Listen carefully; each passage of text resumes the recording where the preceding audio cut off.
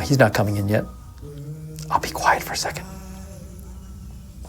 What so proudly we hailed as the twilight's last gleaming, whose broad stripes and bright stars through the pale rollers fight, o'er the ramparts we watched were so gallantly streaming, and the rockets reclaim, the bombs bursting in air, gave through the night that our flag was still there. Oh, say does that star-spangled banner get wave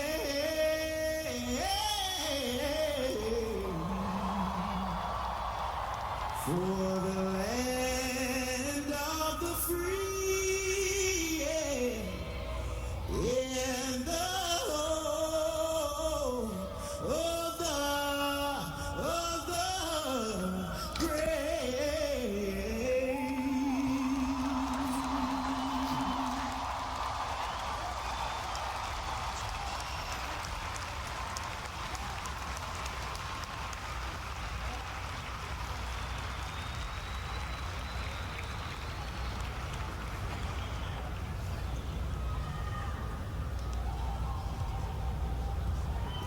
Okay, so here's what we're doing here. This is a whole new thing here at Right Side. We are going to broadcast live President Obama's farewell speech to the nation. Thank you, Micah, very much. So we thought you'd enjoy this. We decided to do this. I'm Steve Lookner, by the way, so I'm going to be watching the speech along with you and saying stuff. Saying stuff if I feel it warrants it, but I kind of wanted you to hear the speech too. Sorry, I'm a little screwed up right now because I got Anderson Cooper in my ear. Now, why are you watching on CNN, Steve, not Fox News? It's the way I set it up here. Anyways, so I'm going to be watching the speech here on a different feed because I can't get this feed you're seeing on my iPad, but it should be the same feed. Anyways, let's have fun. Let's watch the speech. Let's see what he has to say. We're excited you're here with us here at Right Side. Watching this with us, and we hope to bring you more breaking news coverage in the future. Oh, live coverage, it just got tweeted out. I'm so excited. So maybe if you found me before this Right Side tweeted out, you're smart. Anyways, all right, it's starting now, so we're going to listen and see what happens.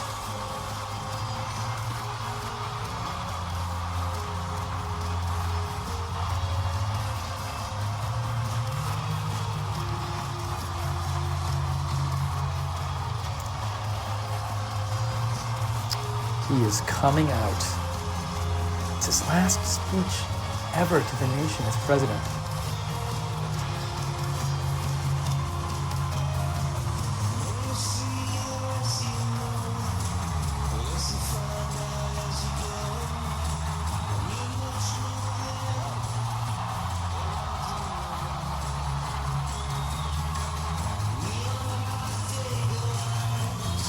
So again, I'll be jumping in if something hits me.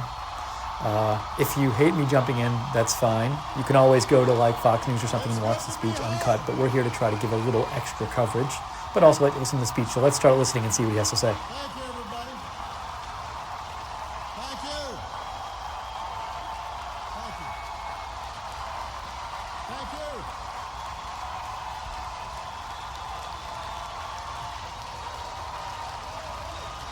Thank you so much. Thank you. Thank you. Thank you. It's good to be home. Thank you. Thank you. Thank you.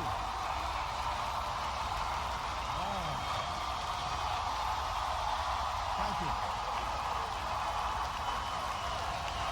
Thanks. All right, everybody sit down. We're on live TV here. I gotta move. Come on.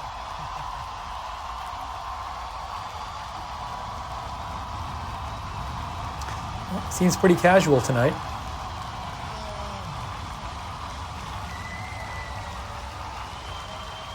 Kind of neat, actually. Kind of unpresidential. I'm guessing he hasn't been this uncasual in like a nationwide speech before. Maybe I'm wrong, but I'm guessing. You can tell that I'm lame duck because nobody's following instructions. Everybody have a seat.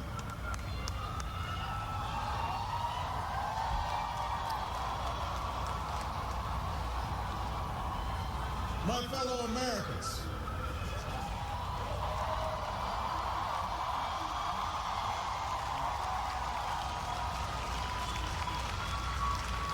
Michelle and I have been so touched by all the well wishes that we've received over the past few weeks. But tonight it's my turn to say thanks. Whether we have seen eye to eye or rarely agreed at all, my conversations with you, the American people, in living rooms and in schools, at farms, on factory floors, at diners, and on distant military outposts. Those conversations are what have kept me honest, and kept me inspired, and kept me going. And every day I have learned from you. You made me a better president, and you made me a better man. So I first came to Chicago when I was in my early 20s. And I was still trying to figure out who I was, still searching for a purpose in my life.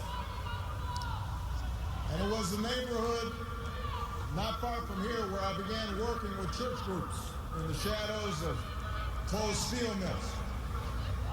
It was on these streets where I witnessed the power of faith and the quiet dignity of working people in the face of struggle and loss. I can't do that. So this crowd is pretty enthusiastic.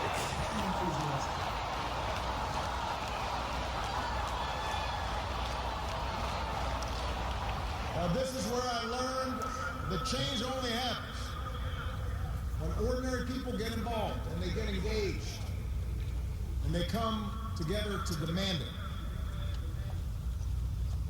After 8 years as your president, I still believe that. And it's not just my belief. It's the beating heart of our American idea, our bold experiment in self-government. It's the conviction that we are all created equal, endowed by our Creator with certain unalienable rights, among them life, liberty, and the pursuit of happiness.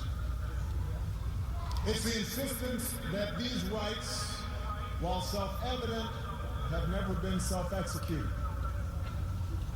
That we, the people, through the instrument of our democracy, can form a more perfect union.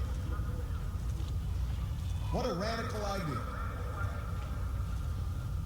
The great gift that our founders gave to us. The freedom to chase our individual dreams through our sweat and toil and imagination. And the imperative to strive together as well to achieve a common good, a greater good. For 240 years, our nation's call to citizenship has given work and purpose to each new generation. It's what led patriots to choose republic over tyranny, pioneers to trek west, slaves to brave that makeshift railroad to freedom. It's what pulled immigrants and refugees across oceans in the Rio Grande. It's what pushed women to reach for the ballot.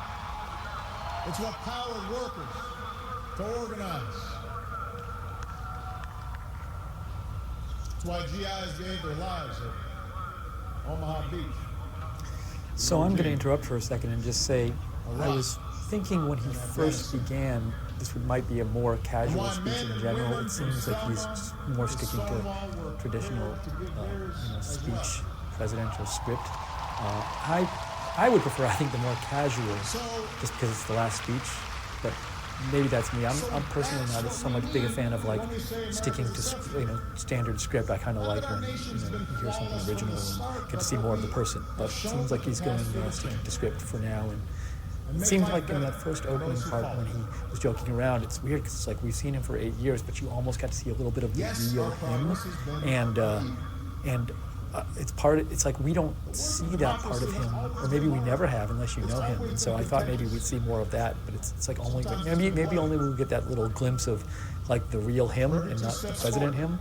Anyways, back to the speech. We take one step back. But the long sweep of America has been defined by forward motion, a constant widening of our founding creed to embrace all, and not just some.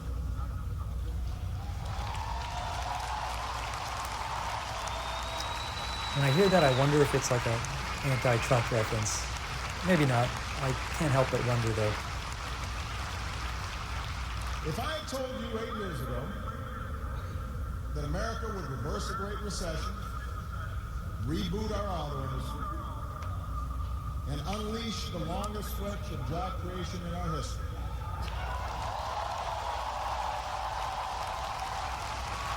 if I had told you that we would open up a new chapter with the Cuban people, shut down Iran's nuclear weapons program without firing a shot, take out the mass... Sounds like we're getting into defend the record in legacy land at this point. If I had told you that we would win marriage equality and secure the right to health insurance for another... I have a bit of a problem with this because, first of all, between the speech being in Chicago and then going so soon into like defending legacy land and talking about all the things the administration has done, that doesn't seem like a speech to me that brings the country together. You're sort of addressing like one side rather than the other. Again, these are just my personal thoughts, but I'd like to see for a farewell something more, addressed to everyone. But I don't think it should be in Chicago for that reason, because when you're watching, you sort of get the impression it's like the home crowd audience, and if you're not, an Obama supporter, that to me is a bit maybe off-putting, but again, just my personal thoughts. By almost every measure, America is a better, stronger place than it was when we started. By the way, if you are watching this on my right side, feel free to, message me on Twitter, tell me your thoughts, and maybe I'll read some of them on the air. You can find me at @Lookner, at LOOKNER on Twitter, and you can direct message me. No. The peaceful transfer of power from one freely elected president to the next.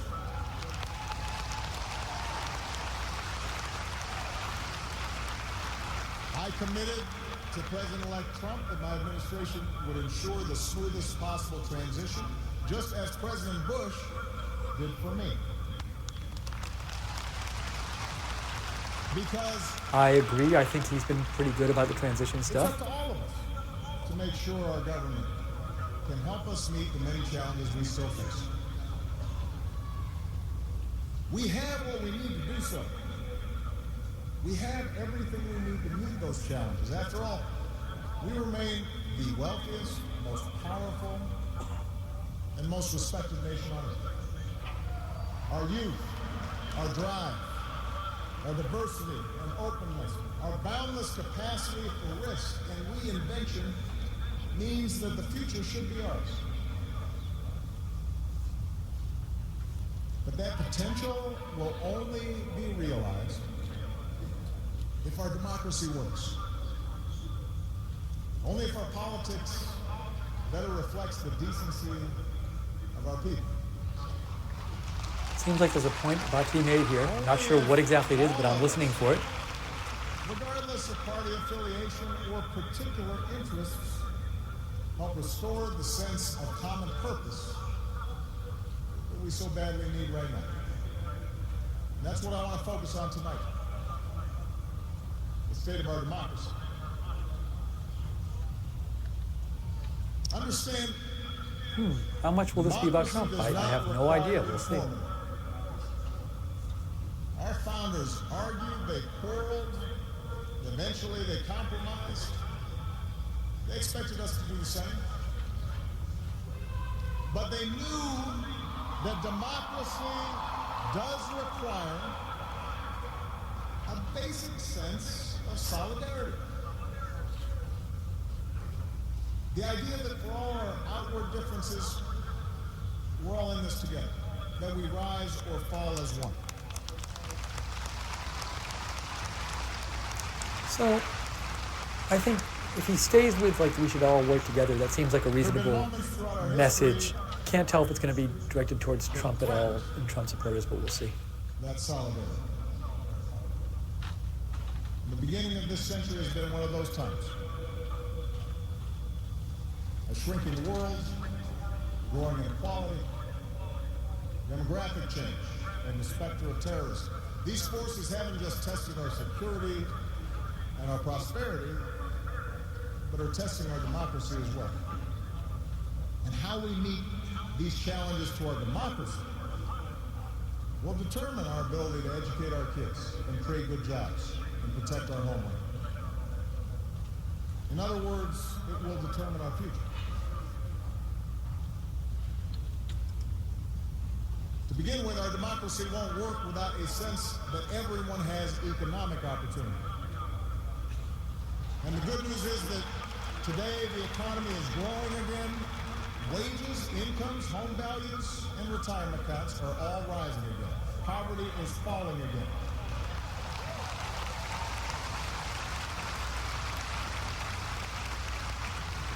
The wealthy are paying a fair share of taxes, even as the stock market shatters records. The unemployment rate is near a 10-year low. The uninsured rate has never, ever been lower. Again, it's sort of a weird mix because on the one hand he's talking about bringing people together and wanting people to have having a unified democracy, but it's sort of mixed in with defending his record. And I've said, and I mean it, if anyone can put together a plan that is demonstrably better than the improvements we've made to our healthcare system that covers as many people at less cost, I will publicly support it. See, this is what it's kind of confusing to me, the messaging here. So it felt like he said, we're going to talk about like there being one unified people and kind of having only democracy only works when people get along.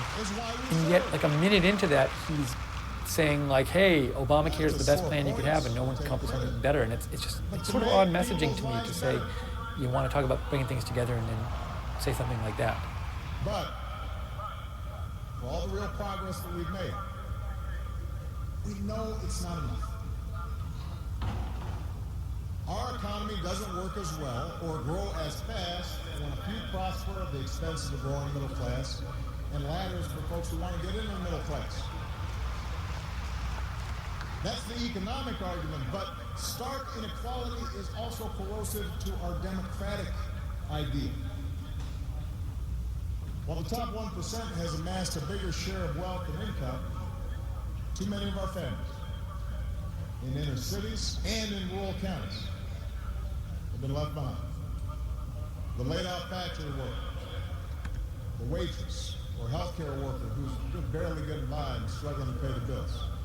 We have a message from Dejected Prescription. Dejected Prescription on Twitter says, Obama really believes America is better after his 8 years. If you want to send in a message to me while we're doing this, go to @Lookner on Twitter, LOOKNER, and just send me a direct message. Trade should be fair and not just free. But the next wave of economic dislocations won't come from overseas.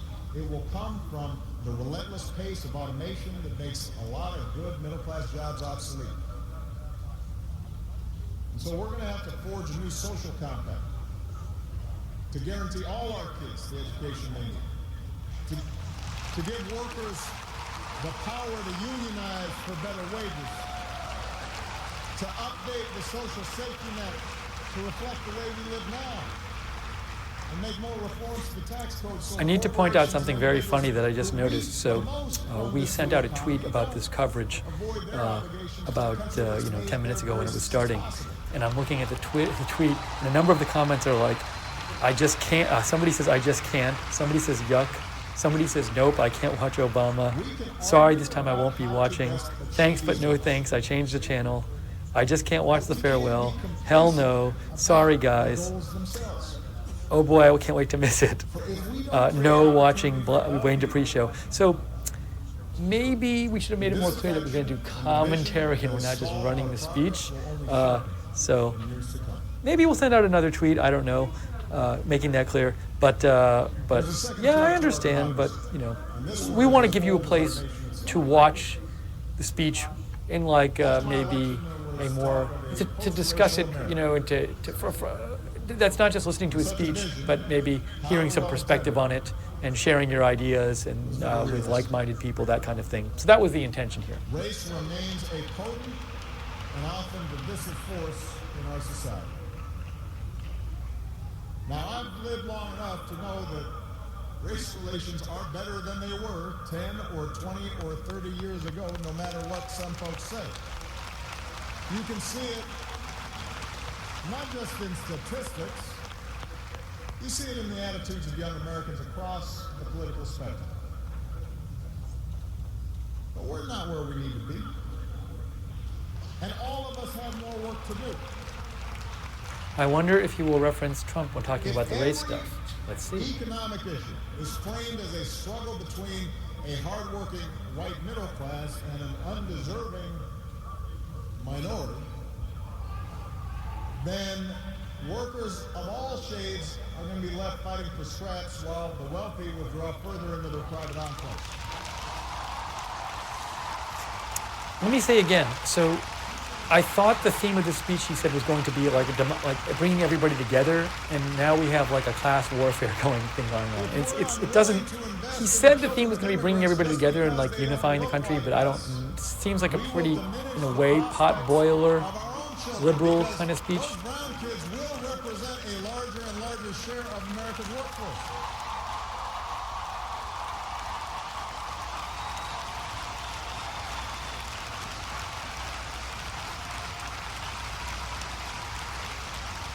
And we have You see, even when you say, he said those brown kids, when I hear him say those brown kids, there's a little bit of that which is like, you're sort of like saying it like, oh, there's some people who don't like those brown kids and they say those brown kids, but those brown kids who you don't like, they're going to be a bigger part of the workforce. The language, again, it feels a bit divisive to me.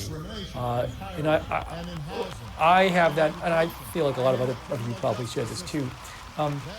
It's one thing to be liberal, but it's another thing to like sort of play identity politics and play groups off each other. And what I really don't like when politicians basically try to make it like you should vote for me or my party because you're in a specific group.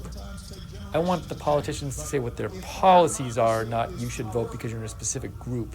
And I think if people vote on the basis of group, and politicians appeal to people on the basis of group, you're not going to end up with good policies and good politicians in a healthy country. So I don't like hearing that kind of language. Until you consider things from his point of view, until you climb into his skin and walk around in it. For blacks and other minority groups, that means tying our own very real struggles for justice to the challenges that a lot of people in this country face. Not only the refugee or the immigrant or the rural poor or the transgender American, but also the middle-aged white guy who, from the outside, may seem like he's got advantages, but has seen his world upended by economic and cultural and technological change. We have to pay attention and listen.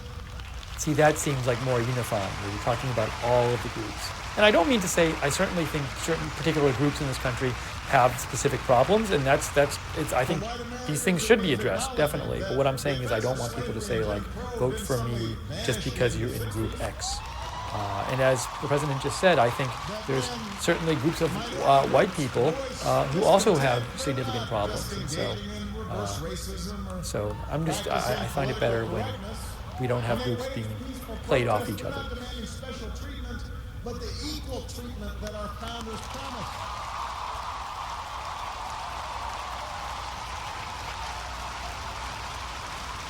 Another opinion here from Dejected Prescription writes, this guy, he says this guy is crazy, and he says race is a major issue now, much more so than 8 years ago. So he disagrees with President Obama that race things have gotten better over the last 8 years. The stereotypes about immigrants today were said almost word for word about the Irish and Italians and Poles, who it was said were going to destroy the fundamental character of America.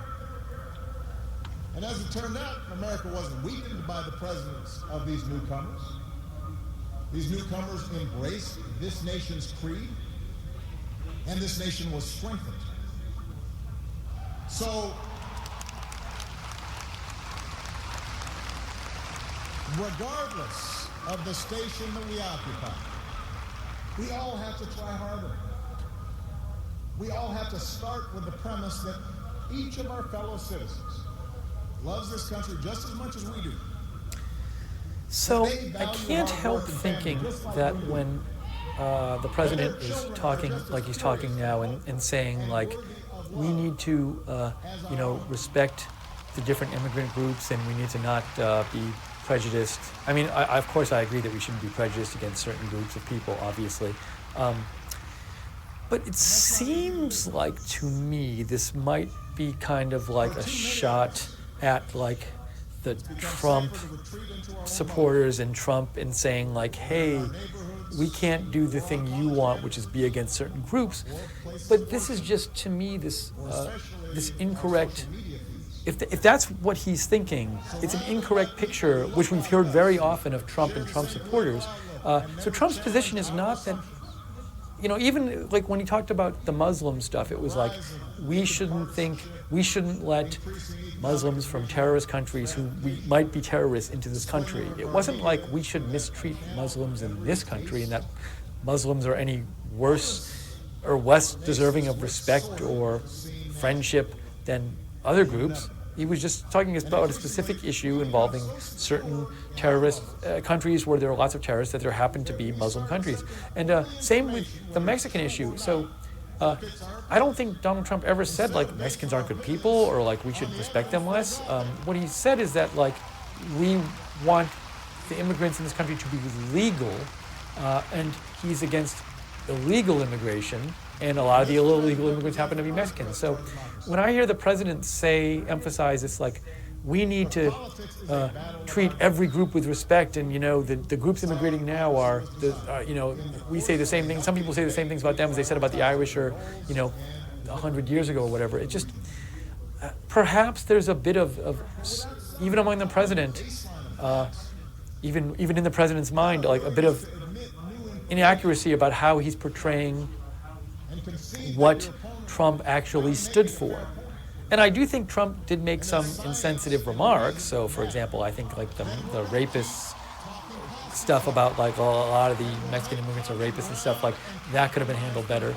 But I certainly don't think, I never saw anything he ever said which suggested to me that he was saying that certain groups of people are worse than other groups of people and didn't deserve equal treatment. And I do think that on the left, that's certainly a widespread opinion of Trump. Many people I know think he's a racist and think he's prejudiced. And I watched a lot of his speeches, as I'm sure you did too, and I didn't get that picture from what he was saying. It's not just dishonest, this selective sorting of the facts. It's self-defeating. Because, as my mom used to tell me, reality has a way of catching up with you.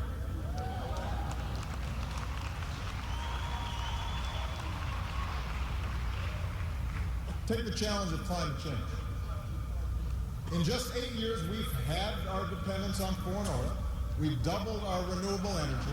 We've led the world to an agreement that has the promise to save this planet. Again, we have more of defending your record stuff. And But without personally, I don't greater think that action, should be in this kind of speech. our children won't have time to debate the existence of climate change. They'll be busy dealing with its effects. More environmental disasters, more economic disruptions, waves of climate refugees seeking sanctuary. Now we can and should argue about the best approach to solve the problem. But to simply deny the problem not only betrays future generations, it betrays the essential spirit of this country, the essential spirit of innovation and practical problem solving that guided our founders. Okay, so now we have criticism of people, I presume on the right, who deny climate change or who question climate change. And not to say that people can have a legitimate argument about climate change, but again, this speech is not to me about unifying the country and how democracy can work together. It really seems like a lot of liberal talking points and sort of implied criticisms of the right. Spirit that cures disease and put a computer in every pocket. It's that spirit, a faith in reason and enterprise, and the primacy of right over might that allowed us to resist the lure of fascism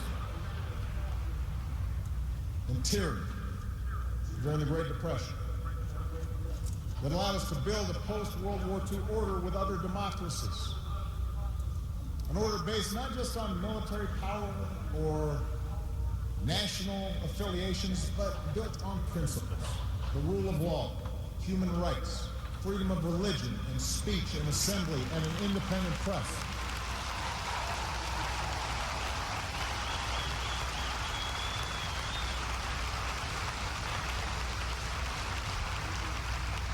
That order is now being challenged.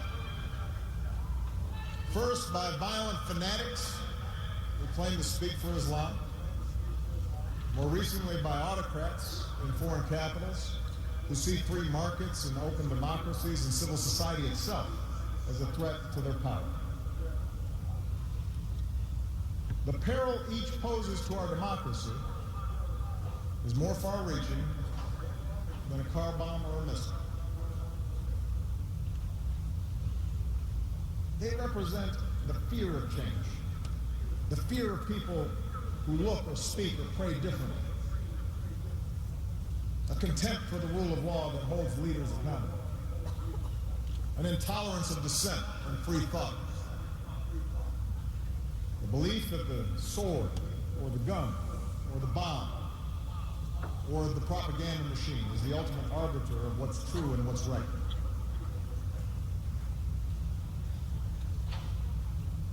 Because of the extraordinary courage of our men and women in uniform, because of our intelligence officers and law enforcement and diplomats who support our troops, no foreign terrorist organization has successfully planned and executed an attack on our homeland these past 8 years. And although... See, even that, so it's great that he gives a shout out to the military and everything, but I still feel when he says in the past 8 years, that's talking about his administration, and it's almost like he's giving credit. Like, he could have given a shout out to the military while not at the same time giving credit to his administration for keeping us safe. Minor point, but in these speeches, like every word is chosen very carefully, so I would prefer if he did not bring in the giving credit to the administration and just gave a shout out and praise to the military on its own. ISIL will be destroyed, and no one who threatens America will ever be safe. And to all who serve or have served, it has been the honor of my lifetime to be your commander-in-chief. And we all owe you a deep debt of gratitude. Well, I think we can all get behind that. That we owe gratitude to all of the people in service. I 100% agree. But Protecting our way of life, that's not just the job of our military. Democracy can buckle when it gives in to fear. So just as we, as citizens, must remain vigilant against external aggression, we must guard against a weakening of the values that make us who we are. And that's why for the past 8 years, I've worked to put the fight against terrorism on a firmer legal footing. That's why we've ended torture, worked to close Gitmo, reformed our laws governing surveillance to protect privacy and civil liberties. That's why I reject discrimination against Muslim Americans who are just as patriotic as we See, are. that's the exact thing. That is said with the implication, and all, like so many of those people clapping right now, if not all of them, are like clapping like, yes, this is what Trump thinks. Trump thinks we should discriminate against Muslim Americans. This is what they're clapping for. Make no mistake about it. And I watched a ton of Trump speeches. I followed the whole campaign, and I did not ever hear him say stuff that implied he thinks we should discriminate against Muslim Americans. That's why we cannot withdraw from big global fights to expand democracy and human rights and women's rights and LGBT rights. No matter how imperfect our efforts, no matter how expedient ignoring such values may seem, that's part of defending America. For the fight against extremism and intolerance and sectarianism and chauvinism are of a piece with the fight against authoritarianism and nationalist aggression. If the scope of freedom and respect for the rule of law shrinks around the world, the likelihood of war within and between nations increases. And our own freedoms will eventually be threatened. So let's be vigilant, but not afraid. ISIL will try to kill innocent people. But they cannot defeat America unless we betray our Constitution and our principles in the fight. He keeps talking about the rule of law and the Constitution as if Trump is like this threat to break them. And that's something that we've heard a bunch in the last couple months. And I'm not totally sure what the hard evidence is that he's a risk of doing that.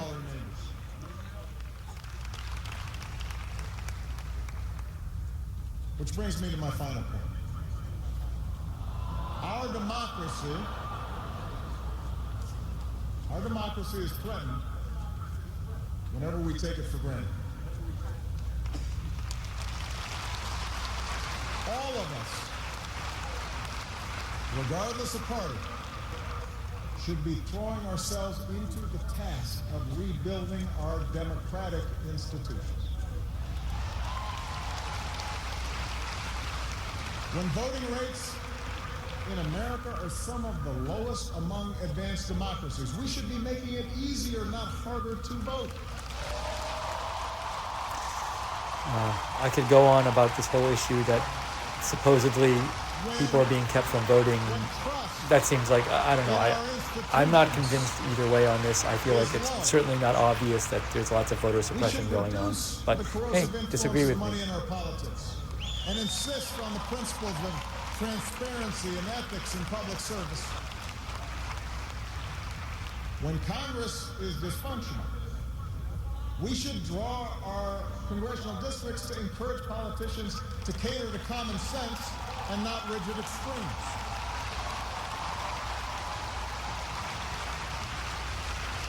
But remember, none of this happens on its own. All of this depends on our participation, on each of us accepting the responsibility of citizenship, regardless of which way the pendulum of power happens to be swinging. Our Constitution is a remarkable, beautiful gift. But it's really just a piece of parchment. It has no power on its own. We, the people, give it power. We, the people, give it meaning with our participation and with the choices that we make and the alliances that we forge. Whether or not we stand up for our freedoms, whether or not we respect and enforce the rule of law, that's up to us. America's no fragile thing, but the gains of our long journey to freedom are not assured. In his own farewell address, George Washington wrote that self-government is the underpinning of our safety, prosperity, and liberty. But from different causes and from different quarters, much pains will be taken to weaken in your minds the conviction of this truth. And so we have to preserve this truth with jealous anxiety that we should reject the first dawning of every attempt to alienate any portion of our country from the rest, or to enfeeble You see, here we the go sacred again ties with that make us one. this implication that the right is prejudiced against certain groups. That's been a constant theme in this speech. I'm kind of disappointed by that. We weaken those ties when we allow our political dialogue to become so corrosive that people of good character aren't even willing to enter into public service. So coarse with rancor that Americans with whom we disagree are seen not just as misguided, but as malevolent. We weaken those ties when we This feels like it could describe how the left thinks about people who disagree with them. I've encountered that a lot. I'm guessing that's not its intended audience, but it does describe them. Back and blame the leaders we elect without examining our own role in electing them.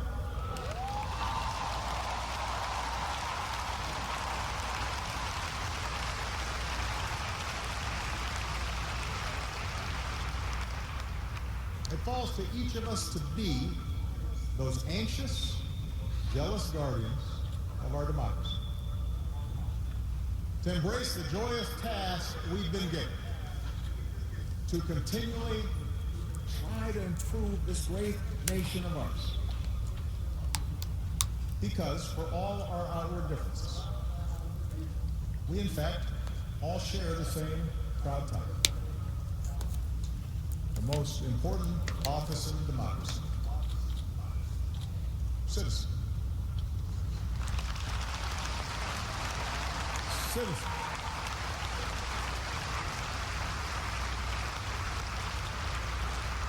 So you see, that's what our democracy demands. It needs you. Not just when there's an election, not just when your own narrow interest is at stake, but over the full span of a lifetime. If you're tired of arguing with strangers on the internet, try talking with one of them in real life. I'm not sure why the audience is clapping, and I'm not sure if they know why they're clapping. If something needs fixing, then lace up your shoes and do some organizing.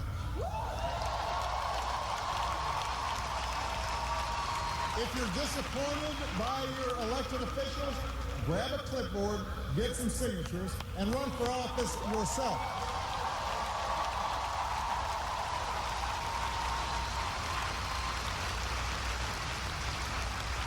Show up. Dive in. Stay at it. Sometimes you'll win. Sometimes you'll lose. Presuming a reservoir of goodness in other people, that can be a risk. And there will be times when the process will disappoint you. But for those of us fortunate enough to have been part of this work and to see it up close, let me tell you, it can energize and inspire. And more often than not, your faith in America and in Americans will be confirmed. Mine sure has been. Over the course of these 8 years, I've seen the hopeful faces of young graduates and our newest military officers. I have mourned with grieving families, searching for answers, and found grace in Charleston Church. I've seen our scientists help a paralyzed man regain his sense of touch. I've seen wounded warriors who at points were given up for dead walk again. I've seen our doctors and volunteers rebuild after earthquakes. See, this feels like more of the kind of stuff he could have been saying during the actual speech, or during the speech, because it's not divisive. It's pointing out different things he likes about the country, but it's not saying, hey, look at the other side, stuff they're doing wrong. I wish the speech had been more of that. And above all, to look out for each other.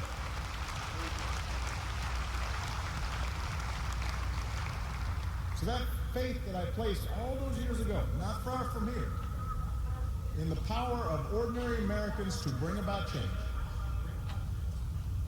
that faith has been rewarded in ways I could not have possibly imagined. And I hope your faith has too. Some of you here tonight or watching at home, you were there with us in 2004, 2008, 2012.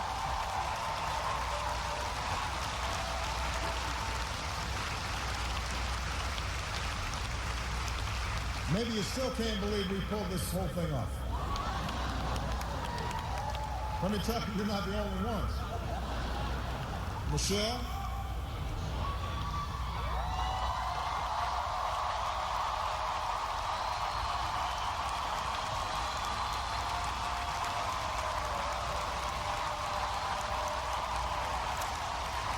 People on the left love Michelle Obama.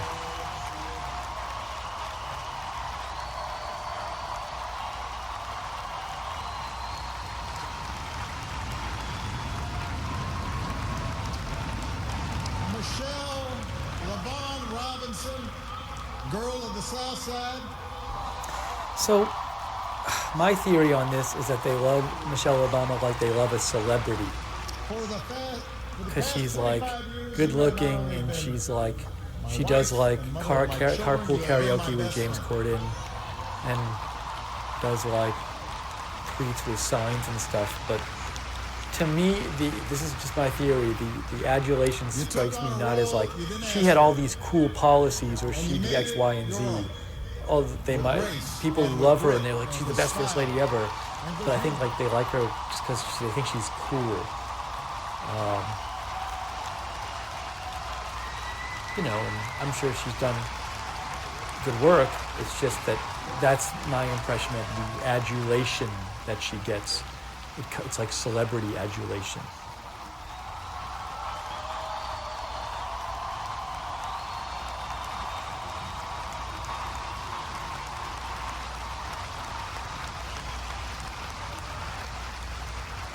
You made the White House a place that belongs to everybody. And a new generation sets its sights higher because it has you as a role model. So you have made me proud, and you have made the country proud.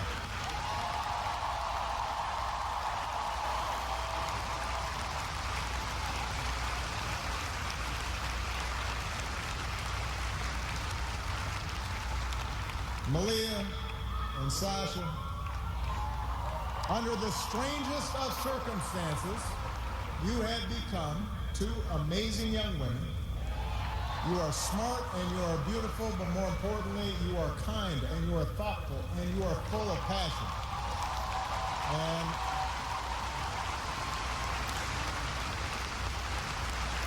I have an interesting message from Jacob Seals right now, RSPN's Jacob Seals. Jacob Seals writes, Obama was truly the first reality TV star president. This is why he despises Trump so much. It's almost a mockery of his own image.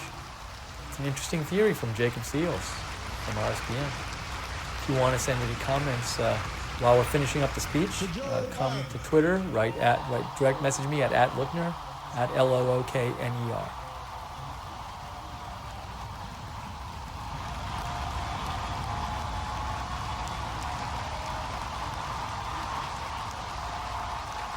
The scrappy I kind kid of wish from Joe Biden Savannah, had ran.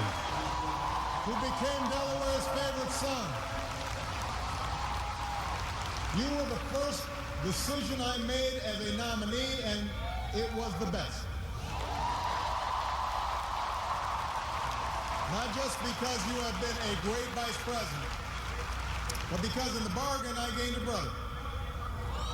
And we love you. And If you haven't listened to them, Joe Biden has made numerous comments since the election, I believe towards the end of the campaign too, about how Hillary's campaign was ignoring like average Americans. And I think he had a much better handle on the average person, what they were going through, than Hillary did. He probably would have been a way better candidate with Hillary than Hillary. And I speculate that he regrets not running. Displayed heart and character and idealism. I've watched you grow up, get married, have kids, start incredible new journeys of your own. Even when times got tough and frustrating, you never let Washington get the better of it. You guarded against cynicism. And the only thing that makes me prouder than all the good that we've done is the thought of all the amazing things that you are going to achieve from here.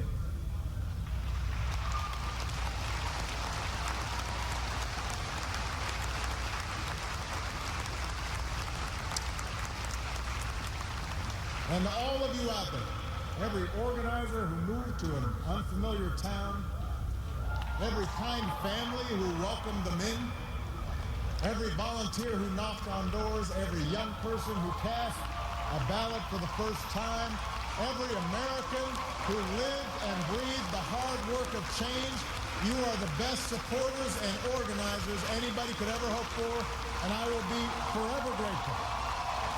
Because you did change the world. You did.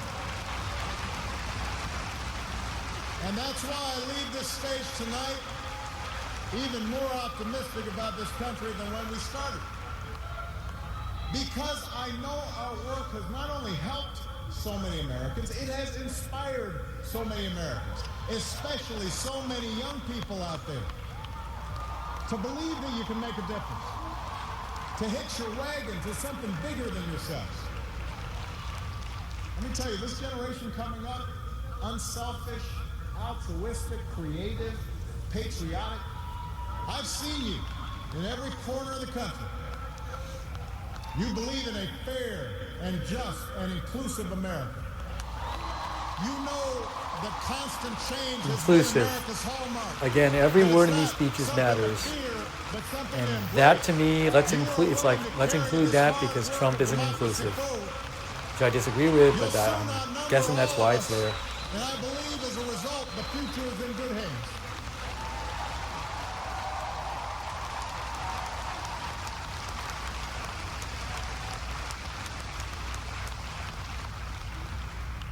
My fellow Americans,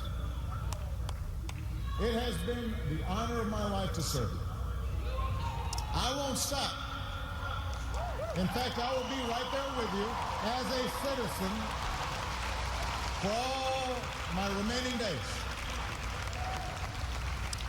But for now, whether you are young or whether you're young at heart, I do have one final ask of you as your president. The same thing I asked when you took a chance on me 8 years ago. I'm asking you to believe, not in my ability to bring about change, but in yours. I'm asking you to hold fast to that faith written into our founding documents, that ideal whispered by slaves and abolitionists, that spirit sung by immigrants and homesteaders and those who marched for justice, that creed reaffirmed by those who planted flags from foreign battlefields to the surface of the moon. A creed at the core of every American whose story is not yet written.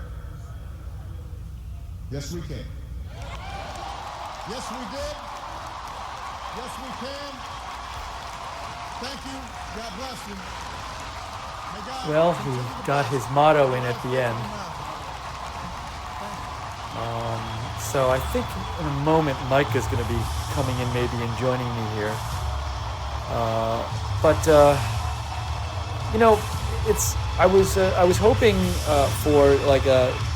It's very odd, and I said this a bit before, but it seemed about 5 minutes in, he said like, I'm going to give a speech about like uniting democracy or something, and like democracy only works if everybody's together. And then kind of the rest of the speech was like a bunch of like defending the record of his administration. There were a large number of times when he implied there was implicit criticism of Trump and Trump supporters. I take it as being intolerant, as being prejudiced of certain groups, which I think is an unfair characterization. So it's problematic in two ways. First of all, I don't think it's fair characterization, but also if you're trying to do a speech where you're bringing people together and unifying democracy, why are you critiquing the other side so much? So it really seemed to me that it was a speech. Basically, the two big things that I took away were defending his administration and also defending his administration is one, and then being critical of Trump and his movement on the other side. Hey, Mike, can I just shout out for you a second? Is it possible to turn the volume down a little bit down there? I'm getting a little volume there. So Mike will be in a second. So, yeah, and the other really interesting thing about the speech to me, which I talked a little bit about earlier, is that he came out in the first like 2 minutes. It's worth going back and watching the first 2 minutes again, I think, because he was so casual in the first 2 minutes, like almost like he was talking to friends, and that really feels like the real person to me. And personally, I don't like when politicians are very formal and they take on they speak in like speechese and politicianese. I want to see like more of the real person. And I think you can see if you watch the first 2 minutes and how he is, and he's acting all casual and stuff, and how he's the rest of the speech, it feels like you only get to see the real him in the first 2 minutes. And perhaps, I mean, he is not so, say, stilted and formal as like Hillary is, but perhaps, you know, this is part of the reason that Trump ended up winning and got so much support, is that, you know, people see him and they feel like, especially on the campaign trail, because now I think he's doing more teleprompter stuff. But for most of the campaign, you would see him out on the campaign trail, and it was just him, and you really felt like it's just this is who he is, and he wasn't reading speeches, and you just got like him or hate him, you got the real guy, and I think a lot of people, you know, voted for Trump who didn't agree with all his policies and maybe didn't think he was like the most knowledgeable candidate or had the best background, but just were like, this is the real guy, and they wanted something real, and they wanted something not fake. I know that resonated with me, and it just, and I think a lot of politicians are convinced they have to be this like certain formal thing, and it's not who they are. I mean, I'm guessing if you met Ted Cruz or Marco Rubio in person, they'd be a lot different than they are up here in their speeches. But I get the impression that Donald Trump is who he is. I mean, I'm sure he's not exactly the same as he comes off in his speeches, but you know, it's. I don't think there's such a big shift there between who he is in real life and who he is as a candidate, and I think people really responded to that. So it was very interesting. Go back and watch the first 2 minutes if you haven't.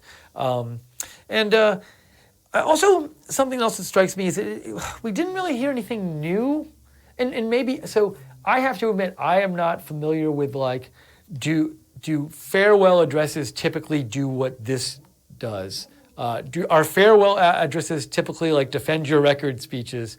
But I guess when I saw the first 2 minutes and I saw President Obama come out and be all casual, I thought to myself, okay, maybe because it's the farewell address, it'll be a little different in some way. Like in some way, it'll just vary from the typical speech he's given. But the rest of the speech was kind of the typical speech. It was a bunch of defend the record and criticize the other side. And I don't think that's helpful for the country. And I don't, look, if Trump comes out and gives those kind of speeches, I will say the exact same thing. I would say the exact same thing about a candidate on the right making that speech. I don't think defending your record and criticizing the other side, I don't see how that helps move the country forward. I mean, this is not an election campaign. The election just happened, so we're about as far from a new campaign as you're going to get in this country, and yet it felt a lot like an election speech.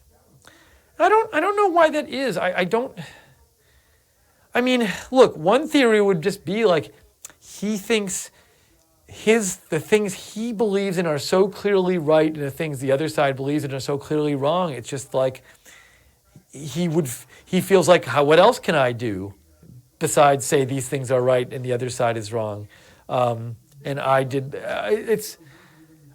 think if you were president and you were leading the country and you were about to give your farewell speech to the whole country, not part of the country, the whole country, would your approach be to defend the record of your last 8 years and do lots of implicit criticisms of the opposing side who just won the election?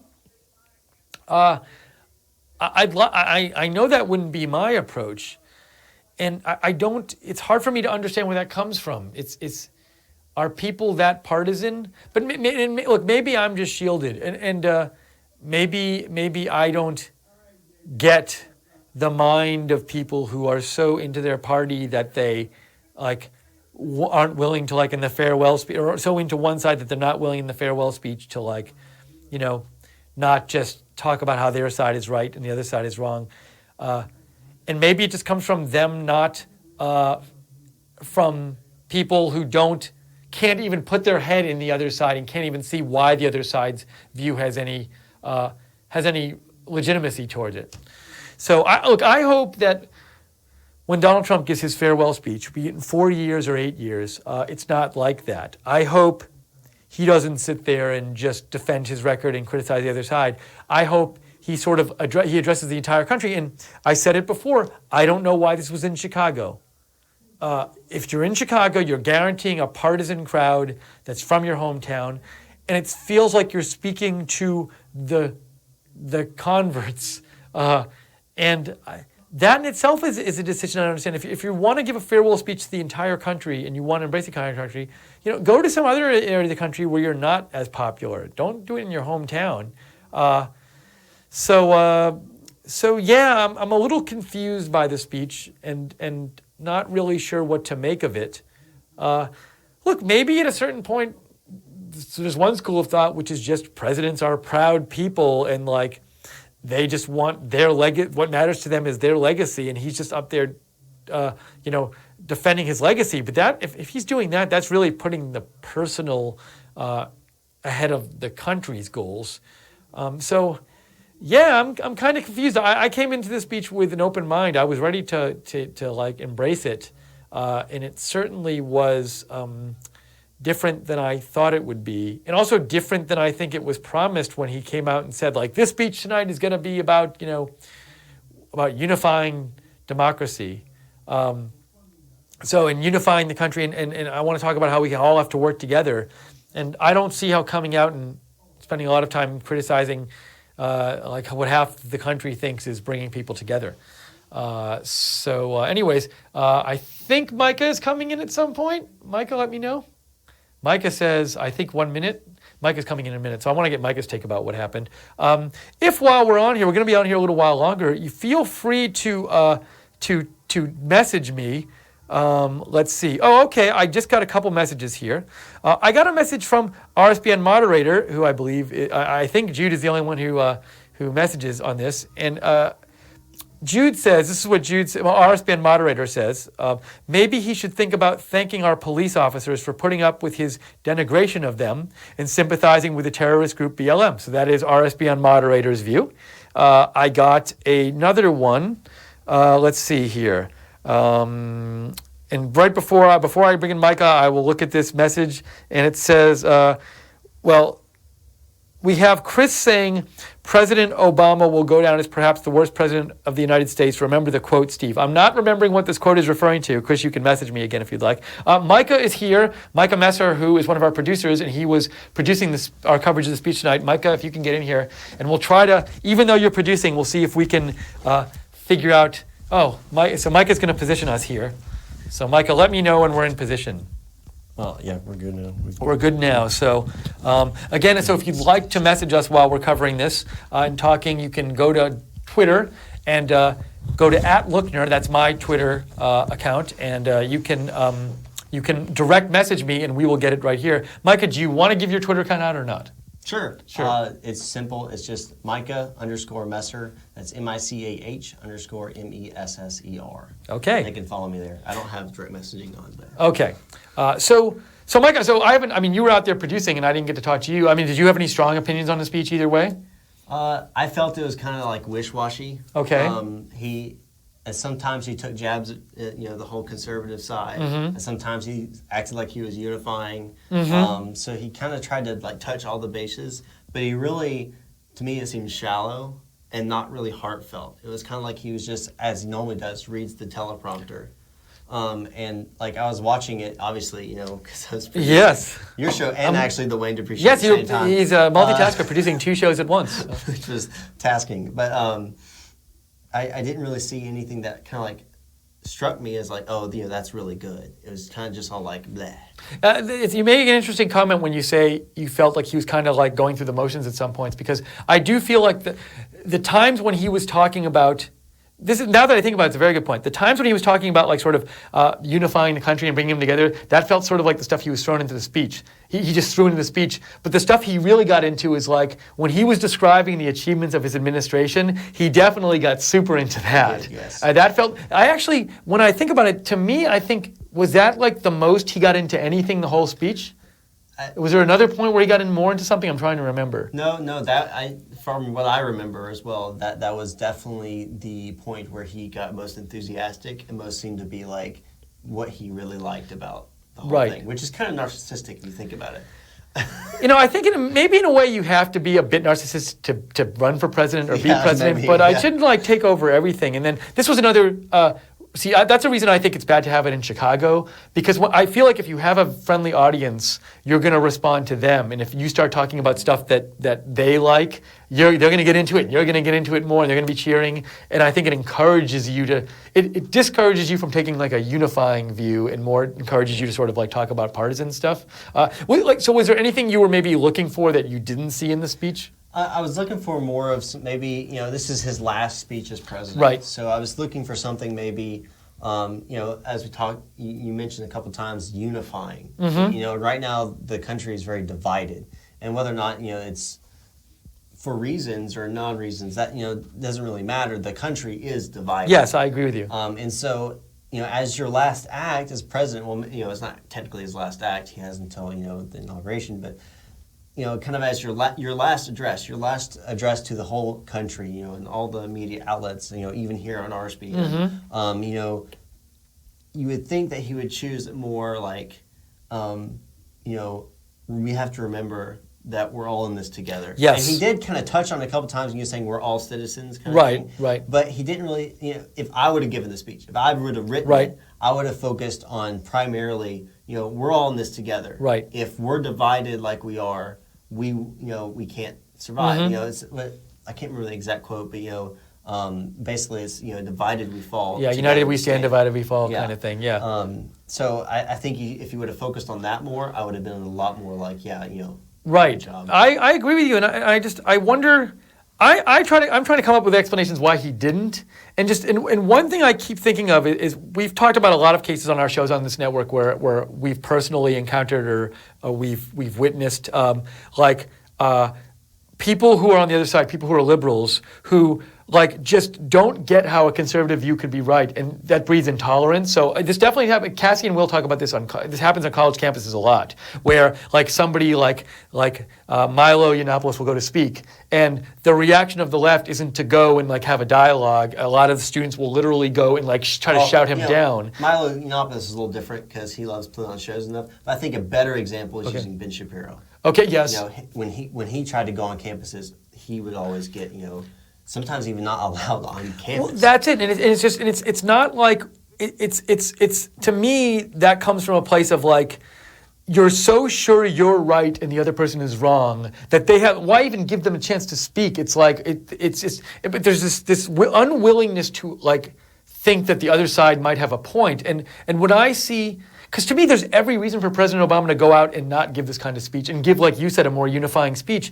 And one of the only explanations I can come up with for why he wouldn't do that is just like he just really doesn't think the right has like legitimate points and like his view is the right way. I wouldn't, you know, yes, true, but you have to remember someone else wrote the speech. Right. And, you know, But he obviously approves it. Yes, Yes. he obviously approves Right. it. But I think because of who he has like a speechwriter, Right. I think it was actually more of, you know, see, we can disagree and have a dialogue with a thought. Yep. I would think it was more of a political move. I think it was more of a, hey, you know, yeah, the Republicans won, but we did all these good things these last 8 years. So when it comes next in the 2 years, when Congress, you know, and Right. Senate has to be elected, remember what we did and watch how they fail the first 2 years. This is a great point, and I was just as you said it started occurring to me like, yeah, I mean, we have to think he's still a politician, and while his presidency might be over, he can be looking towards the future. And you're saying, hey, there's an election in 2 years, so this could be definitely geared towards affecting that election. Also, I'm wondering if like he has a future, you know, in whatever he does. So maybe he thinks it's better for him to be strongly come out as in a strong, you know, liberal progressive speech and not embrace the other side. Maybe he thinks there's benefits for him. So it could be a combination of both those things. Relatively, he's a young president. Yes. He was when he was elected. He was the youngest elected into office. And then, you know, he's the youngest to, you know, serve 8 years as president and come out. And so, you know, being a political guy, if I was him, I would definitely not be, you know, necessarily shutting my doors unless I had been president for 8 years, and Right. I would hate myself probably, dealing with what they have to deal with. But, you know, if he wants to still be involved, Right. then he's still young. He's still young enough to do that. Yes. I can definitely see him. Yeah, and I guess, I mean, I'm not a professional politician, but I'm guessing with professional politicians, being political is in your blood, and so it'd probably be stupid of us to think that concerns about his future and like concerns about like, you know, if he's gonna run for a different office or just what role he's gonna play in the Democratic Party, that had to have figured in his. I mean, it didn't have to, but I'm guessing given that he's a, you know, professional politician, that probably figured into what he thought he would say during the speech. I was also thinking, I wonder what. I mean, you know, this is freaking way in the head, but like, I wonder when I try to think of like a Trump farewell speech, it's so hard to think about, but it's so hard to think about because it's like, I think it's so hard to even think of like, what's going to go on in his administration. Like, I genuinely, I'm interested to see what his administration is like, and we only have, 10 days? I mean, think about that, 10 Isn't 10 days? Yeah, 10 days. 10 days, and he's the president, and it's, like, I And genuinely... then you have his first 100-day plan or whatever. Yep. That he wanted to implement. So it's gonna be interesting, definitely, to see what happens. I'm hoping when he does speeches like this, like State of the Union and speeches like this, national speeches, I'm hoping he doesn't just do the teleprompter thing. Because I like it better when he I know he used to do some teleprompter. I preferred him in the rallies when he was unscripted, because I thought that was the real him, and I thought like that was really effective. And I get why he did teleprompter stuff eventually. But I hope we don't lose the himness that I think makes him really unique and that people responded to. But I don't know how you feel about that. Well, you know, I never really was on the Trump train. Right, and that's I'm releasing that, and I could get so much hate for that. Now, let me say this.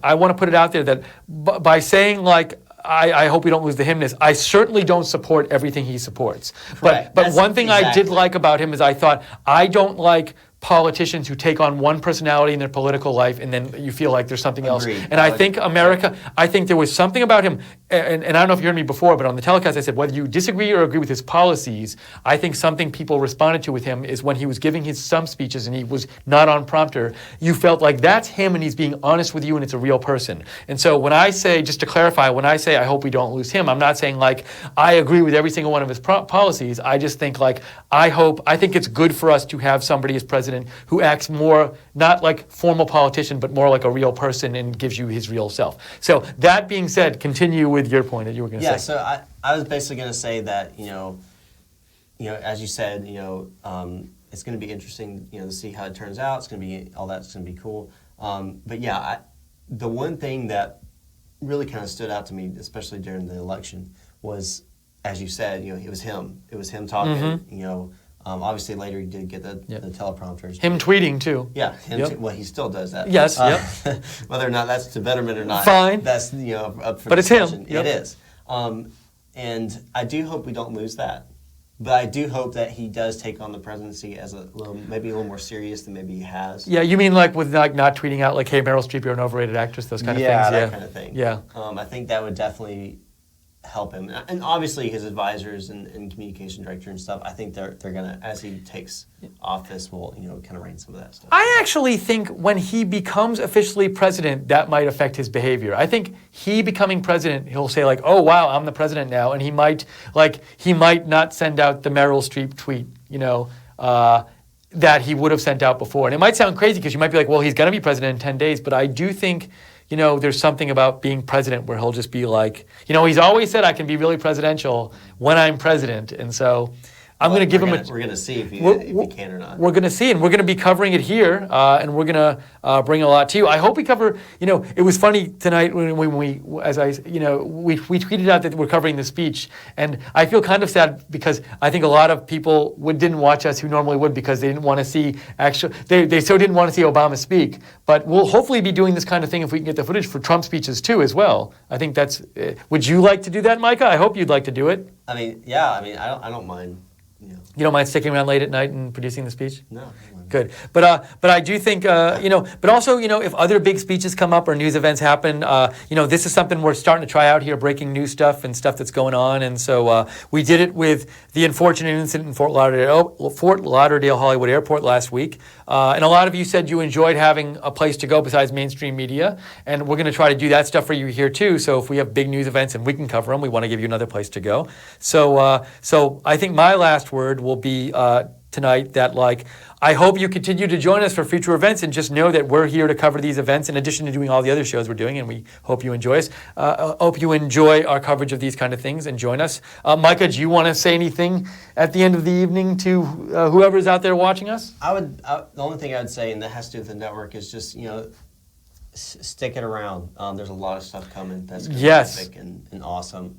A lot I can't say. Yeah, we're not allowed to say not allowed specifically. to say anything.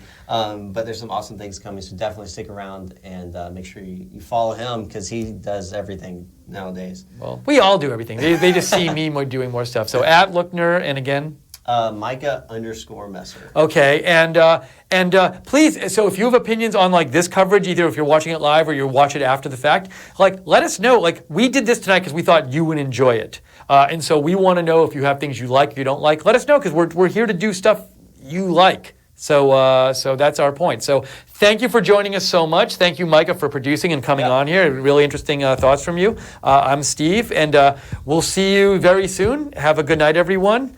And Micah's going to go shut off the camera now while I wave goodbye. So bye. Thank you. See you later. Have a great night. Thanks for watching.